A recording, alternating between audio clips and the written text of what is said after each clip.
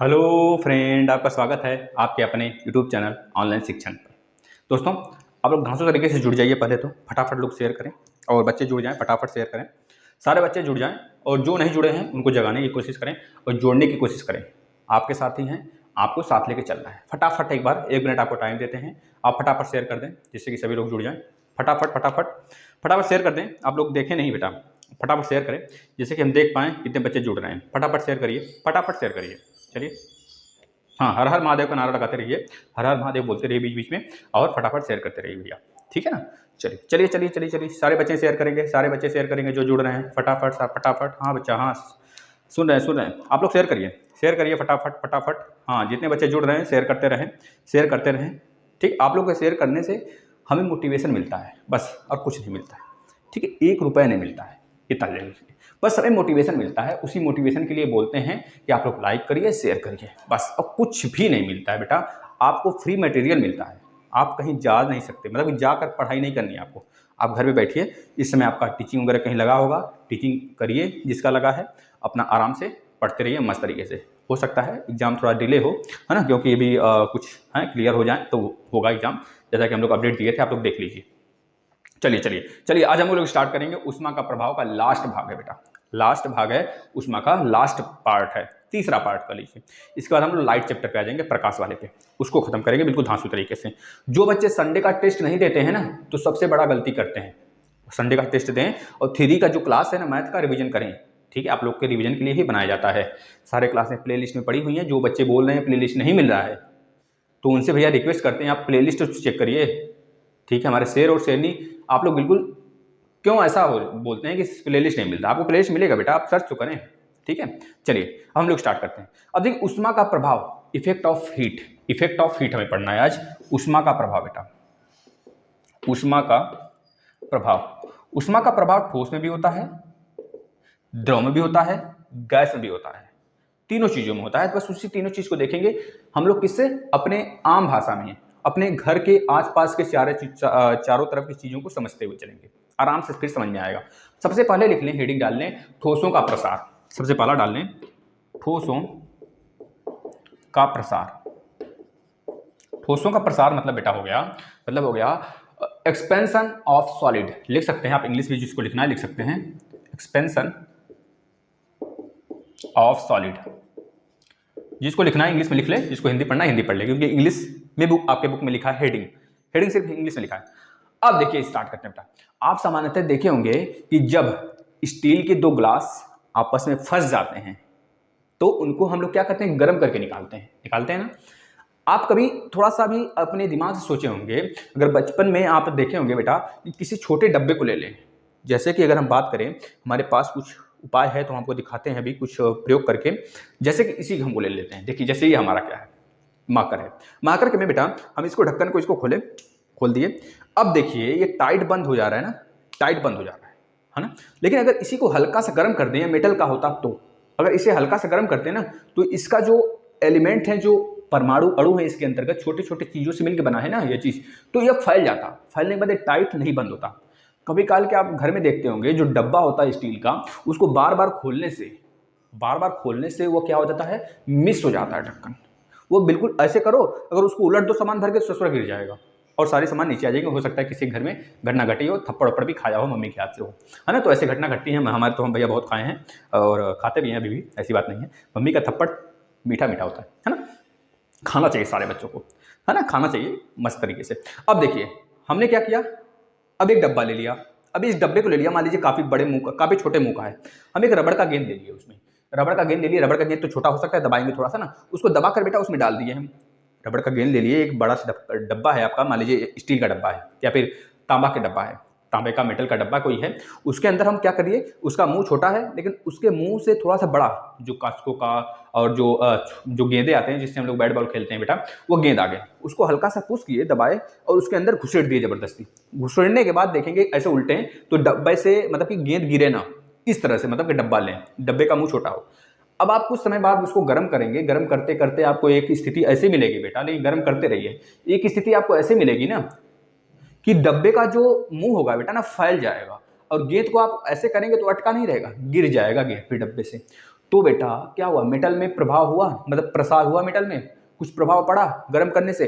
तो बस यही चीज है, जब हम किसी भी मेटल को, किसी भी धातु के मेटल को जब गर्म करते हैं तो उसमें फैलाव देखने को मिलता है, प्रसार देखने को मिलता है। धातु में, ठोसों में अगर ठोस को गर्म कर रहे हैं तो प्रसार देखने को मिलेगा, लेकिन अगर ठंडा हो रहा है ना तो सिकुड़न देखने को मिलेगी। अब देखिए सिकुड़न से हमें एक एग्जांपल और याद आया मेरे दिमाग में, हम बताते हैं। जैसे ठंडी लगती है आपको, ठंडी जब लगती है तो क्यों सिकुड़ जाते हैं, अरे सिकुड़ जाओ ससुरा ठंडा लग रहा है, बहुत तेज तेज सिकुड़ते हैं, फट से सिकुड़ते हैं, सिकुड़ते हैं इस तरह बिल्कुल हाथ बांध लेते हैं, टाइट हो जाते हैं। कहीं बैठ जाएंगे ना तो आपका क्षेत्रफल और कम हो जाता है।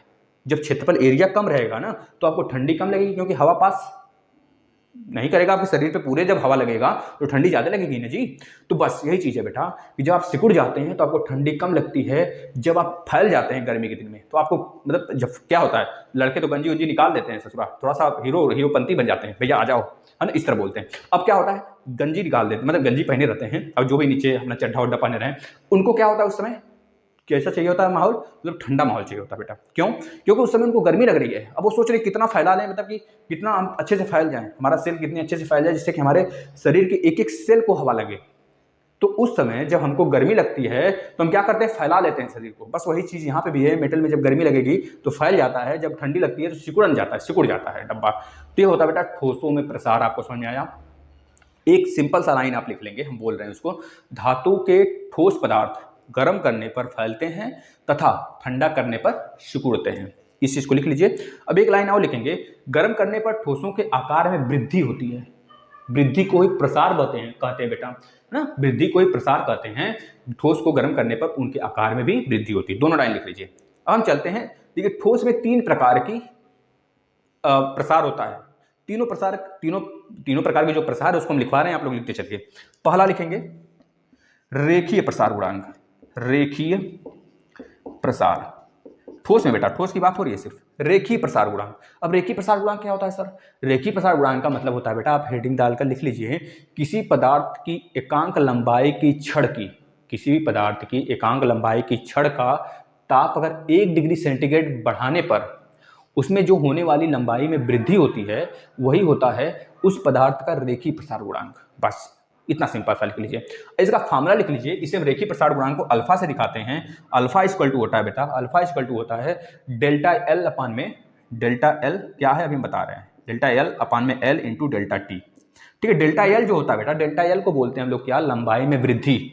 लंबाई पहले कुछ रही होगी, मान लीजिए पहले L1 था, बाद में L2 हो गया, तो L1 माइनस L2, L1 वाला पहले वाला था, मतलब बाद वाला था, और L2 पहले वाला था, तो L1 माइनस L2, या फिर आप कर सकते हैं L2 minus L1, L2 minus L1, मतलब कि लंबाई में वृद्धि अपान में L पहले की लंबाई गुड़े पहले की लंबाई मान लेते हैं क्या था, L1 था, तो L1 यहाँ पे लिख लीजिए। पहले की लंबाई यहाँ भी तो है, मतलब पहले की लंबाई जो थी इसकी L1 थी, जब गर्म किए तो L2 हो गया, बढ़ गया, तो L2 माइनस L1 अपान में L1 गुणे डेल्टा टी। डेल्टा टी को बोलते हैं जो टेम्परेचर बढ़ाया गया, टेम्परेचर जैसे बढ़ाएंगे वैसे उसका प्रसार बढ़ता चला जाएगा, तो ये हो गया टेम्परेचर, मतलब कि उसका ताप, यह लिख लीजिए आप। ये होता है रेखीय प्रसार गुणांक।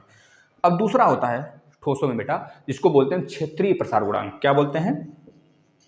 क्षेत्रीय प्रसार गुणांक। क्षेत्रीय प्रसार गुणांक आप लोग टेस्ट दीजिए थ्योरी देखकर, एक भी क्वेश्चन गलत हो जाए तो कहिएगा, है ना। और बता रहे 96-98% आपका कहीं नहीं गया, 96-97% बेटा डीएलएड में अगर आप बेहतरीन तरीके से जैसे पढ़ाया जा रहा है वैसे पढ़िए, और रिपीटेड भी निकलेगा, 100% निकलेगा, ठीक है ना। ऑनलाइन शिक्षण 2.0 को भी सब्सक्राइब कर लीजिए, वहाँ पे हिंदी की क्लासेस दिए गए हैं बहुत सारे। अब देखिए क्षेत्रीय प्रसार गुणांक, क्षेत्रीय प्रसार गुणांक में जैसे उसमें क्या होता था, लंबाई में वृद्धि होती थी, इसमें एरिया में वृद्धि होगा। सिर्फ वही सारा डेफिनेशन लिख लीजिए। कैसे लिखेंगे डेफिनेशन बेटा? किसी वस्तु के इकाई क्षेत्रफल के, किसी वस्तु के इकाई क्षेत्रफल के पटल का ताप 1 डिग्री सेंटीग्रेड बढ़ाने पर उसके क्षेत्रफल में होने वाले बदलाव को या फिर वृद्धि को ही बोलते हैं क्षेत्रीय प्रसार गुणांक। अब क्षेत्रीय प्रसार गुणांक को सर किससे दिखाते हैं? तो बोलेंगे इसे बीटा से दिखाते हैं बेटा, इसे बीटा से दिखाते हैं। बीटा इक्वल टू होता है क्या, डेल्टा एल, यहाँ पे लंबाई था, यहाँ पे डेल्टा ए हो जाएगा, क्षेत्र से क्षेत्रफल, यहाँ पे एल मतलब ए इंटू डेल्टा टी, मतलब कि चेंजेस ऑफ एरिया, मतलब कितना उसके एरिया में चेंज हुआ, मतलब कि उसके क्षेत्रफल में कितनी वृद्धि हुई, क्षेत्रफल में वृद्धि बटे उसका प्रारंभिक क्षेत्रफल गुणे ताप, मतलब ताप में वृद्धि कितना हुआ उसके, यह चीज, मतलब कि क्षेत्रफल में वृद्धि बटे प्रारंभिक क्षेत्रफल गुणे ताप में वृद्धि, लिख लीजिए।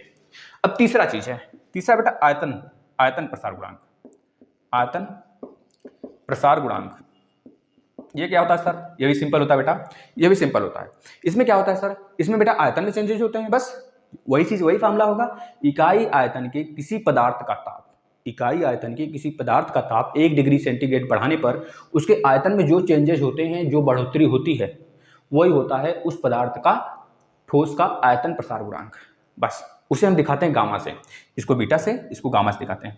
गामा इक्वल टू क्या होता है, डेल्टा आयतन है तो v, डेल्टा v अपान में v गुणे डेल्टा t। मतलब क्या, क्षेत्र आयतन में वृद्धि बटे वर्जिनल आयतन मतलब कि प्रारंभिक आयतन गुणे समय में बढ़ोतरी, सॉरी ताप में वृद्धि, आयतन में वृद्धि बटे प्रारंभिक आयतन गुणे ताप में वृद्धि, यह हो गया बेटा आयतन प्रसार गुणांक।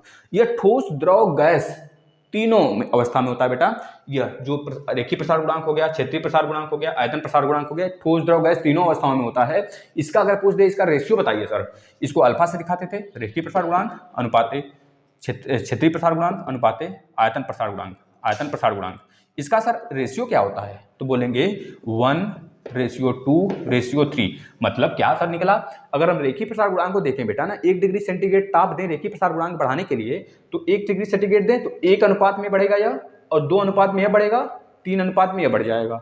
मतलब अनुपात मतलब समझ रहे हैं ना, अनुपात चैप्टर खत्म हो गया है पूरा, और अनुपात का मतलब नहीं समझेंगे तो बहुत बुरा नतीजा निकलेगा बेटा फिर, तो आप इसको समझिए, ठीक है ना। चलते हैं हम लोग क्या आगे चलते हैं, कहाँ गया मेरा इरेजर।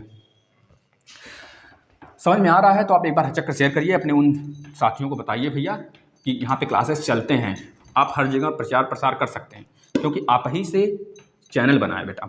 आप जब तक हैं तब तक चैनल है, और आपको पता है जहाँ पे अच्छे कंटेंट्स मिलते हैं बच्चे देखते हैं और शेयर भी करते हैं। सर की तो बात मानते हैं ना, तो आपको सारी चीज़ें दिए जा रहे हैं, तो आप थोड़ा सा बात मानिए सर का, ठीक है, शेयर कर दिया करिए, है ना। और जो बच्चे शेयर कर देते हैं उनके लिए धन्यवाद, और कुछ बच्चे बोलते हैं सर शेयर कर दिए। अब देखिए बेटा, इस बात को आप देख लीजिए। अब ठंडे देशों में एक आपको तथ्य बताते हैं, ठंडे देशों में आप देखते होंगे तालाब के नीचे जो मछलियाँ होती हैं, तालाब के ऊपर बर्फ जमा होता है, फिर भी वो मरती नहीं है ससुरी, सब जिंदा रहती हैं। इसका पता है कारण क्या होता है, आप लिख लीजिए, एक चार्ट बनाइएगा ना ऐसे, तो यहाँ से स्टार्ट होता है, यहाँ पे 4 डिग्री सेंटीग्रेड होता है। 4 डिग्री सेंटीग्रेड पर बेटा जो आयतन होता है वह तो ज़्यादा होता है, लेकिन घनत्व जो होता है वह कम होता है, घनत्व कम होता है।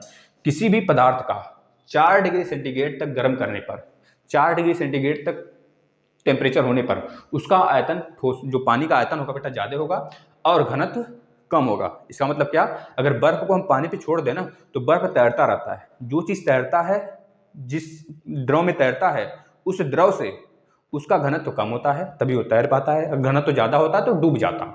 लेकिन आयतन जब ज़्यादा कैसे होता है, जैसे आपको बताएं ना, जैसे गर्मी के दिनों में आप क्या सुनते हैं, ठंडी के दिनों में ठंडी वाले प्रदेश में, जैसे कि चले जाइए लद्दाख वाले पोर्शन में, वहाँ पे आए दिन आपको घटना सुनाई देता है कि पानी वाला पाइप फट गया, ससुरा फट गया। अभी हुआ था ना, कुछ न्यूज आया था कि बहुत सारे पानी वगैरह नहीं पी पा रहे हैं वहाँ के लोग, पानी के लिए मतलब मरे जा रहे हैं।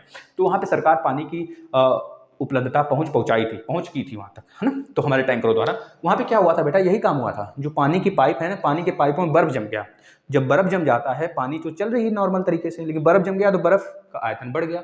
जब आयतन बढ़ा तो पाइपें फक से फट जाती हैं। इसी तरह आप देखते होंगे जब आप अपने फ्रीजर में, अपने फ्रिज में बेटा रखते हैं पानी गर्मी के दिनों में, तो कभी काल के क्या हो जाता है कि आपका इतना ज़्यादा पानी ठंडा हो जाता है, जम जाता है कि आपका बोतल ही फट जाता है। बस वही कारण होता है कि उसका आयतन प्रसार हो गया, आयतन में बढ़ गया बेटा। जब आयतन में बढ़ जाता है ठंडा होने पर, आपको पता है जब किसी चीज़ को ठंडा करते हैं तो वह सिकुड़ता है ससुरा, लेकिन बर्फुआ में उल्टा होता है ना, वो सिकुड़ेगा नहीं, ससुरा फैलता है, आयतन बढ़ जाएगा, है ना। तो जब आयतन बढ़ेगा, क्योंकि आपको पता है जब ऐसे हम यहाँ तक आए तो आयतन कम हो रहा था, अचानक आयतन यहाँ बढ़ गया, सबसे ज़्यादा हो गया, और घनत्व सबसे कम हो गया। जब ऊपर जाएंगे ना तो इसका आयतन जो है बेटा घटता चला जाएगा, और घनत्व जो है बढ़ता चला जाएगा, मतलब कि वो द्रव में आता चला जाएगा, लिक्विड स्टेट में।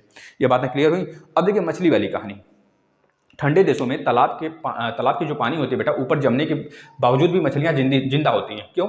ठंडे देशों में जाड़े के दिनों में जब वायुमंडल का ताप गिरता है बेटा, तो तालाब के ऊपरी जल का जल जो होता है, ऊपरी जल का जो तल का जो जल होता है बेटा, वो क्या होता है, बिल्कुल ताप उसका गिरता चला जाता है, मतलब आयतन उसका घटता चला जाता है। आयतन क्या होता है बेटा, जल का आयतन घटता चला जाता है, जल का आयतन घटेगा, बर्फ का आयतन बढ़ेगा। अब जल का आयतन घटता चला जाता है, बर्फ का आयतन बढ़ता चला जाता है, तो उसका जो घनत्व है वह क्या होगा बेटा, जल की पेदी की ओर चला जाता है, जड़ के मतलब जल की पेदी की तरफ चला जाता है, अधिक हो जाता है। जब जल की पेदी की तरफ घनत्व अधिक होगा तो पानी क्या होगा, निकल के ऊपर की तरफ आएगा, बर्फ ऊपर की तरफ भागना स्टार्ट करेगा। जब बर्फ ऊपर की तरफ पूरा अच्छे तरीके से तालाब को कवर कर लेगा ना, तो नीचे आपको पता है बर्फ क्या होता है, उष्मा का कुचालक होता है। उष्मा का कुचालक होता है क्योंकि आपको पता है कि जो कनाडा वाला एरिया हो गया, साइबेरियन वाला एरिया हो गया, वहाँ पे इग्लू नाम की प्रजाति होती है, बर्फ के घर में होती है, बर्फ के घर में होती है। इसका मतलब उसको ठंडी थोड़ी लगती है, अंदर से बाहर से बिल्कुल पैक होता है, ना ही अंदर की हवा बाहर जा सकती, ना ही बाहर की हवा अंदर आ सकती। सबसे अच्छा कुचालक होता है बेटा वो। इस वजह से वह इग्लू जो नाम की प्रजातियां होती हैं कनाडा वाले में, साइबेरियन वाले रूस के इलाका में, तो वहाँ पे वो लोग घर बना के रखते हैं, इग्लू प्रजाति होती है, ये बात आपको पता होगा। ठीक है, अब क्या हुआ, ऊपर बर्फ सारे जम गए और नीचे हो गया 4 डिग्री सेंटीग्रेड। 4 डिग्री सेंटीग्रेड से नीचे गिर ही नहीं रहा है पानी, अंदर तो ऊपर तो पपड़ी बना हुआ है पूरा बर्फ का, 4 डिग्री सेंटीग्रेड ऊपर है बेटा, वहाँ पे बिल्कुल बर्फ जमा हुआ है। अब ऊपर से हवा अंदर नहीं आ सकती और ना ही नीचे से गर्मी ऊपर जा सकती है।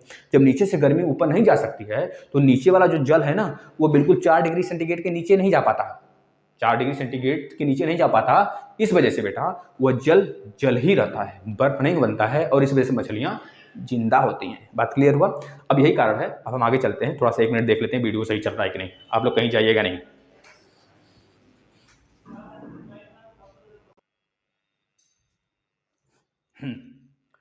अब कुछ क्वेश्चन है आपके लिए, आप आराम से क्वेश्चन का आंसर देंगे, हम बताते हुए चलेंगे। अगर आप कहेंगे तो इसके बाद हम क्वेश्चन का ही फॉर्मेट ले लेंगे, आपका सारा उसमें से क्वेश्चन जितने आते हैं सब खत्म कर देंगे। आप कहेंगे तब, जैसा आपका राय मशवरा होगा आप आपस में कर लेंगे, जिसके कमेंट पे ज़्यादा लाइक आएगा उसी का कमेंट ले लिया जाएगा। अब देखिए कैलोरीमीटर, पहला क्वेश्चन सुनिए। कैलोरीमीटर प्रायः तांबे की ही बनाया जाता है, ऐसा क्यों होता है? क्योंकि तांबा जो होता है बेटा उष्मा का अच्छा चालक होता है, अच्छा चालक इन द सेंस सुचालक, अच्छा गर्मी पास करेगा भी और लेगा भी, छोड़ेगा भी उतना और अंदर लेगा भी उतना, तथा किसी भी ताप का जल उसमें डालने पर शीघ्र ही समान रूप से पूरे कैलोरीमीटर में फैल जाता है। ये बात लिख लेंगे, पहला क्वेश्चन था। दूसरा क्वेश्चन अगर आपसे पूछें हम, जो अभी तक जो पढ़े उसी से पूछ रहे बेटा, पारे का हिमांक कितना होता है? पारे का हिमांक मतलब उसका गलनांक पॉइंट पूछ रहे हैं बेटा, मतलब किस पे वो बर्फ में जम जाता है, तो बोलेंगे -39 डिग्री सेंटीग्रेड पर वह बर्फ में जम जाता है, सोच लीजिए। और पारे का क्वथनांक कितना होता है, उबलने किस पे लगता है, बोलेंगे 357 डिग्री सेंटीग्रेड पर वह उबलने लगता है, ठीक है ना, 357 डिग्री पर उबलने लगता है, -339 डिग्री सेंटीग्रेड पर वह जम जाता है बचवा, इसको नोट कर लेंगे, काफी बहुत ही महत्वपूर्ण है। अब एक क्वेश्चन आपसे पूछ रहे हैं, ध्यान सुनिएगा। अभी हमने बताया आपको कि जब बर्फ जमता है तो उसके आयतन में वृद्धि होती है, बढ़ जाता है, लेकिन जब बर्फ को पिघलता देखते हैं तो आयतन उसका कम हो जाता है और उसका घनत्व बढ़ जाता है। घनत्व कब कम होता है, जब बर्फ जम जाता है, इस वजह से पानी पे तैरता है। एक ऐसा इकलौता ठोस पदार्थ,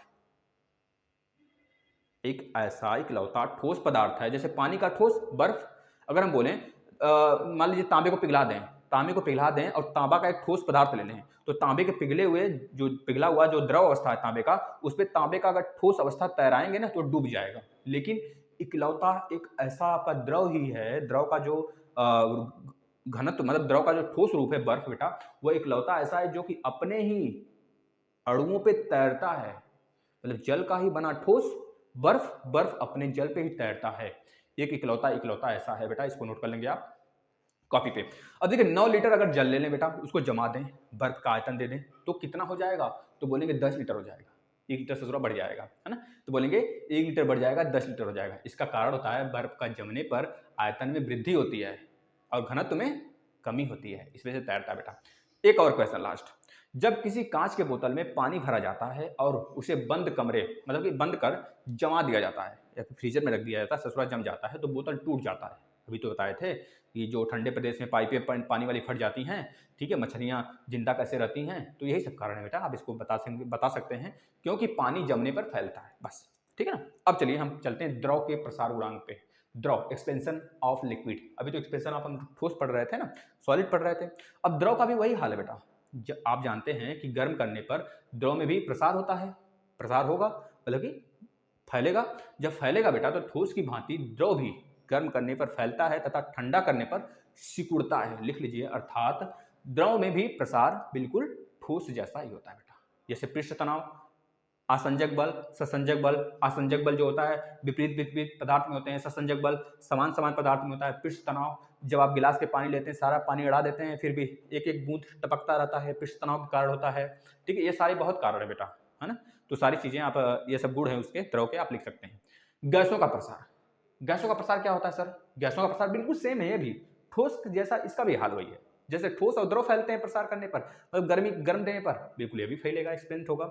कैसे सर फैलेगा? तो आप लिख लीजिए, गर्म करने पर फैलती है तथा ठंड करने पर सिकुड़ती है। भैया गैस भी बिल्कुल ठोस जैसा, इसको लिख लीजिए।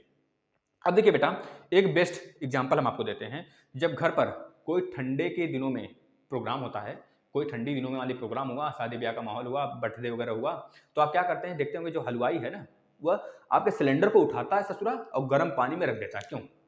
क्योंकि जो सिलेंडर का गैस है जमने ना पाए। ठंडी के दिनों में अगर जम जाएगा तो खतरा हो जाएगा बेटा, खतरा होगा और फट भी सकता है। इस वजह से वो जमने ना पाए, क्योंकि रेगुलर वहां से गैस निकलता रहेगा तो हो सकता है जम जाए, वो बाहर के वातावरण से, इन्वायरमेंट से टच होकर वो जम सकता है।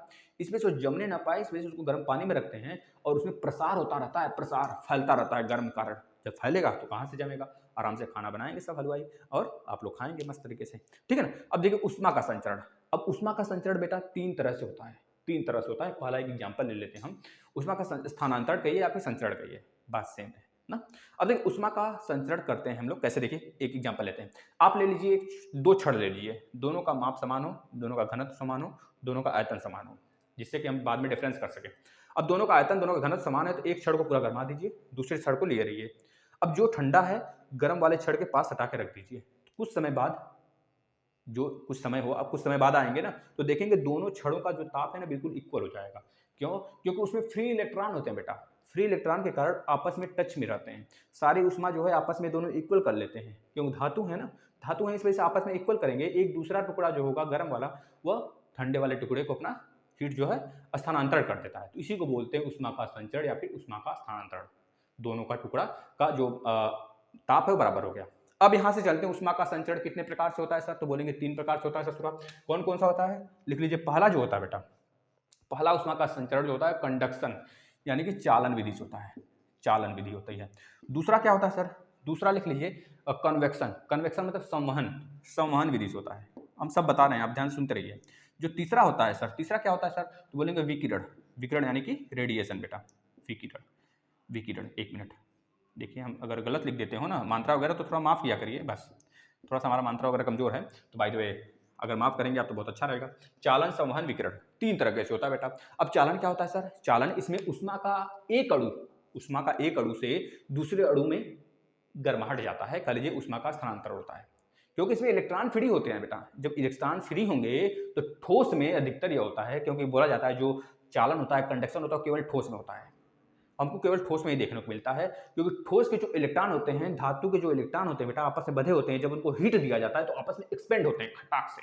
जब फटाक से एक्सपेंड होने लगते हैं, एक करके एक करके एक करके, ऐसे उष्मा का स्थानांतरण होने लगता है ना। तो जब उष्मा का स्थानांतरण होगा एक अणु से दूसरे अणु में, तीसरे अणु में, इस तरह होगा बेटा ना, तो वही होता है क्या? ठोसों में उष्मा का स्थानांतरण, या फिर इसी को बोलते हैं कंडक्शन विधि यानी कि चालन विधि बोलते हैं। धातु के अंदर जो उष्मा का स्थानांतरण होता है उसे बोलते हैं चालन विधि, यानी कि ठोस में जो उष्मा का स्थानांतरण होता है वो चालन विधि द्वारा होता है ना। जैसे आप किसी को छड़ को ले लीजिए, गरमाइए एक तरफ से तो आपके हाथ तक गर्माहट आता है। क्यों? क्योंकि ठोस में उष्मा का संचरण हो रहा है, स्थानांतरण हो रहा है बेटा, है ना। संचरण हो रहा है मतलब उष्मा का संचरण हो रहा है, तो इस वजह से आपका जो वह जो मेटल लिए हुए हैं आप, उसमें इलेक्ट्रॉन फ्री है। फ्री होने के कारण वो उष्मा का स्थानांतरण कर रहे हैं। एक वाले आगे वाले को दे रहा है, आगे वाले को दे रहा है, आगे वाले को दे रहा है, आप तक पहुंच गया, आपके हाथ तक। अब आपका हाथ भी गर्म हो गया। तो इस तरह यह हो गया चालन। विधिवत समझ में आ गया हो तो थम्स अप दे दीजिए, फटाफट शेयर करिए यार, ढीले ना पढ़ो आप लोग, ठंडे नहीं पढ़ना है बिल्कुल। लाइक कमेंट करते रहिए, कमेंट तो रेगुलर करते रहिए, आप शेयर भी करते रहिए, जिससे कि जो आपके साथ जो बच्चे पढ़ रहे हैं वो एनर्जेटिक रहे बेटा। एनर्जेटिक अगर आप लोग रहेंगे तो हमें भी एनर्जी मिलेगी, है ना। अब चलते हैं संवहन में। संवहन सर किस में होता है पहले ये बता दीजिए। संवहन यह याद कर लीजिए, ठोस में नहीं होता है, केवल और केवल जल मतलब कि द्रव और गैस में होता है। केवल और केवल द्रव और गैस में होता है संवहन। सर इसमें क्या होता है? संवहन बेटा जब किसी द्रव मतलब जब किसी तरल पदार्थ में किसी एक स्थान का ताप दूसरे स्थान की अपेक्षा ऊंचा होता है, किसी एक स्थान का ताप दूसरे स्थान की अपेक्षा ऊंचा होता है, तो उस स्थान पर पदार्थ का घनत्व दूसरे स्थान की अपेक्षा कम हो जाता है। अब घनत्व जब कम हो जाता है तो पदार्थ के ऊंचे ताप जो तापमान वाला जगह है, ऊंचे तापमान वाला बेटा जो जगह है, वो ऊपर उठने लगता है, वहाँ से हवा जो होती है ऊपर उठने लगता है। और जो दूसरा स्थान है, जो थोड़ी-सी ठंडा स्थान है, वहाँ से हवा नीचे आने लगती है।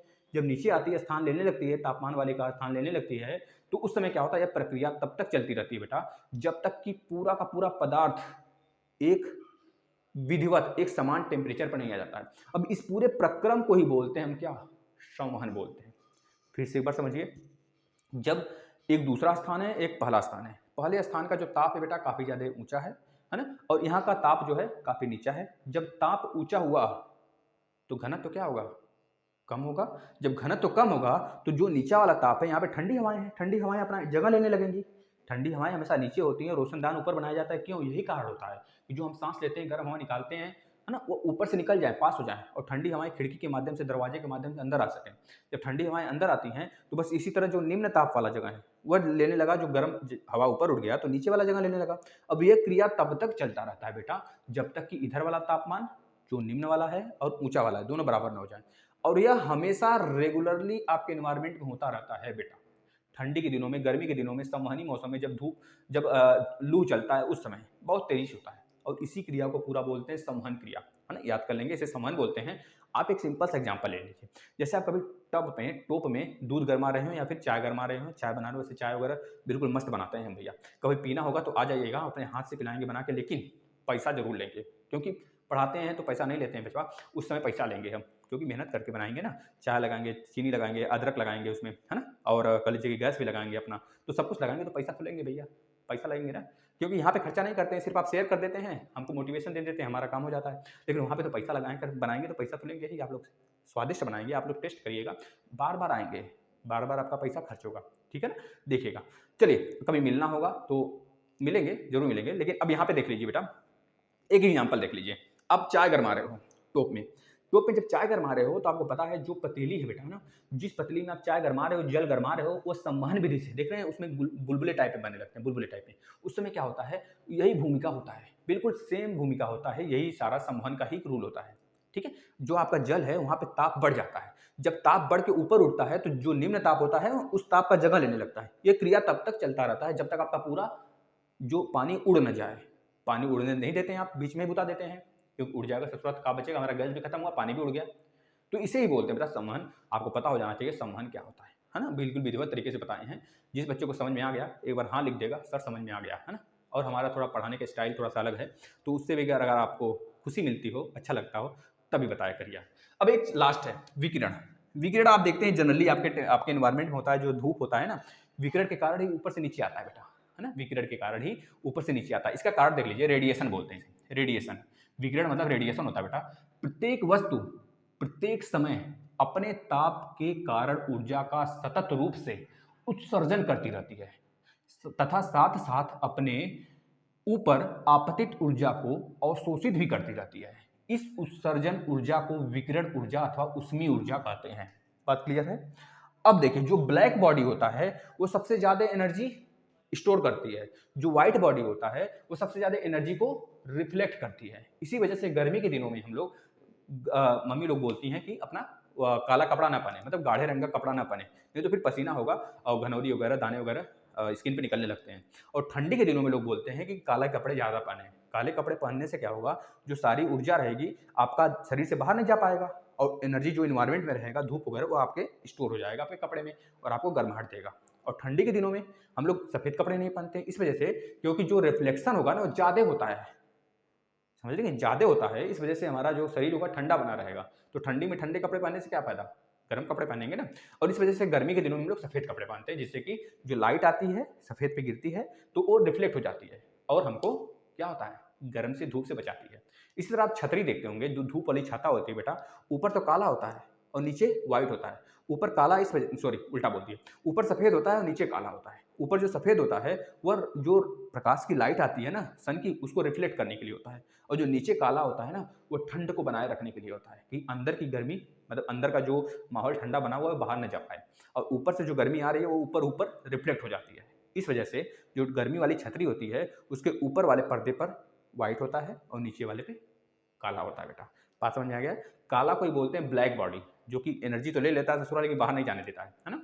और इस वजह से सारे के सारे जो रंग होते हैं, कलर होते हैं आपके यूवी रेज के, सबके सबको वो स्टोर कर लेता है, सबके सबको स्टोर कर लेता है। इस वजह से वो काले रंग का दिखाई देता है ना, स्टोर कर देता है। और जो व्हाइट वाला होता है वो सबको रिफ्लेक्ट कर देता है, इस वजह से वो व्हाइट दिखता है ना। तो इसका भी कारण एक है, हम कभी बता देंगे।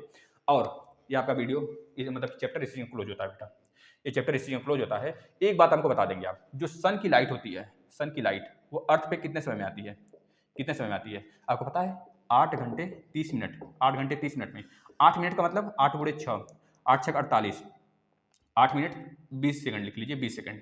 8 मिनट 20 सेकंड भी सही है, 30 सेकंड भी सही है, 16 सेकंड भी सही है, जैसा आपको मिल जाए एग्जाम्पल में। अब देखिए जो सन की लाइट है बेटा हमारे अर्थ पे जो आती है 8 मिनट 20 सेकंड में आती है, वो 8 गुणे 6 मतलब कि 8 6 48, 480 सेकंड हो गया, और प्लस 20 कितना हो गया 500 सेकंड। भी कहीं अगर आपको लिखा हुआ मिल जाता है तो यही आंसर सही होगा। 8 मिनट 20 सेकंड बोला जाए या फिर 500 सेकंड बोला जाए, आपकी 500 सेकंड में जो सन की लाइट होती है अर्थ पे आ जाती है। और जो मून की लाइट होती है वो कितने समय में आती है सर? 1 मिनट 28 सेकंड, मतलब कि 1 मिनट 28 सेकंड में 1 मिनट मतलब कि 60 मिनट प्लस 28 सेकंड, यानी कि मिला जुलाकर 88 सेकंड में सन की लाइट जो मून की लाइट होती है अर्थ पे आती है बेटा। चांदनी रात, बवाल वाला समय, ठीक है, यहाँ पे ध्यान कयास कर सकते हैं। तो 88 सेकंड में आ जाती है। अब देखिए ध्यान से, जो मून का जो साइज होता है बेटा, मून का जो और अर्थ से जो डिस्टेंस होता है वो कितना होता है, तो ये भी ध्यान कर लीजिए, 3,84,600 किलोमीटर, 3,84,600 किलोमीटर होता है। लेकिन सन से जो अर्थ का दूरी होता है 150 मिलियन के आसपास में होता है, आपको पता होना चाहिए, ठीक है ना। यही सारी बातें थी। हम ज़्यादा से ज़्यादा आपको चीज़ें देने की कोशिश करते हैं, लेकिन आप लोग शेयर नहीं करते हैं। शेयर किया करिए, थोड़ा सा हमें मोटिवेशन मिलेगा और हम एनर्जेटिक होंगे। आपको ऐसे कंटेंट्स हमेशा मिलते रहेंगे। आप लोग दोनों चैनल को सब्सक्राइब कर लीजिए। ऑनलाइन शिक्षण 2.0 पे आपको बहुत सारे कोर्स कराए गए हैं। मैथ के हो गए, आपका जीके जीएस हो गया, क्योंकि अब यूपी टेट में जीके जीएस भी आएगा बेटा। आप बिल्कुल निश्चित रहिए, है ना, दोनों जगह पढ़ते रहिए, वहाँ पे चले जाइए, आप देखिए, अभी जाकर सब्सक्राइब करिए। जितने बच्चे सब्सक्राइब कर लेंगे कमेंट में एस लिख देंगे। और इस वाले प्लेलिस्ट में जो ऑनलाइन शिक्षण का है, आपके प्लेलिस्ट में सारे सब्जेक्ट पढ़ाए गए हैं बेटा। संडे के टेस्ट होते हैं, आप देखिए, संस्कृत के क्लास चलते हैं, हिंदी के क्लास चलते हैं।